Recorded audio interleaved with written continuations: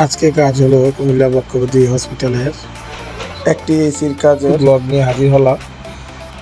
Air কন্ডিশনের servicing plus কিছু সমস্যা আছে, এগুলো সমাধান। যেমন ড্রেন লাইন দিয়ে পানির লিকেজ করে পড়তো ইনডোর দিয়ে, যেহেতু এটি একটি হসপিটালের এয়ার কন্ডিশনার, তো এর মাঝে অনেক মূল্যবান জিনিস থাকে রুমে।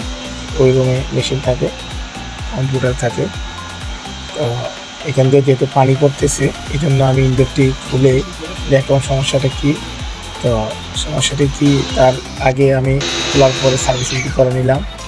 এসিটি মাস্টার সার্ভিসিং হাইড্রোলিক মেশিনের মাধ্যমে করে নিলাম। তো এখন আমি যেই এসিটি আছে, এসিটির হচ্ছে একটি general air conditioner, Thailand model, original general 2 ton. তো এটির যে ইনডোরটি আছে, এটি আমি খুলে হাইড্রোলিক মেশিনের মাধ্যমে সার্ভিসিং করতেছি। এখন ইনডোরটি কমপ্লিট হয়ে গেছে, ব্যবহারটি। এখন আমি করতেছি কিচেনগুলা ভালোভাবে মেশিনের মাধ্যমে প্রেশার দিয়ে ধুয়ে নিতেছি। প্রেশার দিয়ে ধুয়ে নেওয়ার পরে তারপর নেটগুলো ধুয়ে নেব। এই সম্পূর্ণ কাজটি খুব সুন্দরভাবে আমরা তথ্য সহকারে করতেছি। আপনাদের প্রয়োজনেও আমাদেরকে ইনশাল্লাহ কল করতে পারেন। আমাদের তথ্য সহকারে অভিজ্ঞ টেকনিশিয়ান দ্বারা আমরা কাজ করি। তো হাই প্রেশার মেশিনে আমরা এইভাবেই সার্ভিসটি করে থাকি, খুলেও করি, আবার জায়গা থেকেও করি। তো এখন যে নেটগুলো আছে, নেটগুলোকে মেশিনের মধ্যে ওয়াশ করে দিলাম। এই যে কমপ্লিট করার পর আমি ড্রেন লাইনটি নতুন করে লাগিয়ে নিতেছি। ড্রেন লাইনটি লিকেজ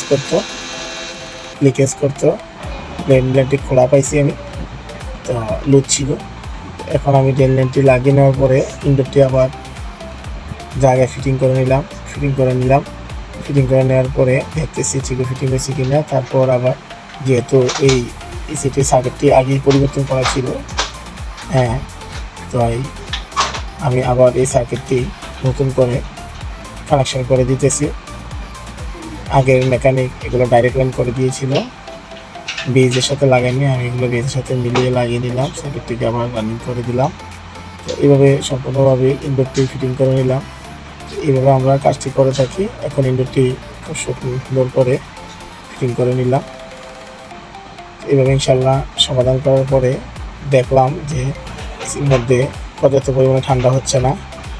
যেহেতু অনেকদিন ধরে গ্যাস চার্জ করা হয়নি, তাই এসিটি আমি গ্যাস চার্জ করে নিতেছি। এটা কিন্তু এসিটি 22 নম্বর গ্যাসের এয়ার কন্ডিশনার। আমি একটি সিলিন্ডারে করে রিফিল করে নিয়েছি 22 নম্বর। এখন সুন্দরভাবে এসিটিকে গ্যাস চার্জ করে নিতেছি, যেটাকে আমরা রেফ্রিজারেন্ট চার্জ বলি। রেফ্রিজারেন্ট চার্জ সঠিকভাবে করবেন, সঠিক পদ্ধতিতে।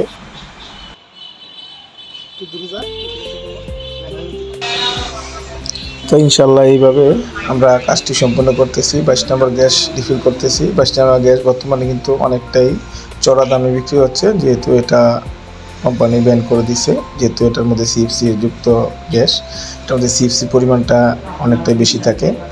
তো এই জন্য তাই 22 নম্বর গ্যাসটা আমরা ব্যবহার করতে চাই না, তারপরও করতে হয়, যেহেতু এসিগুলো এখনও মার্কেটে রয়ে গেছে।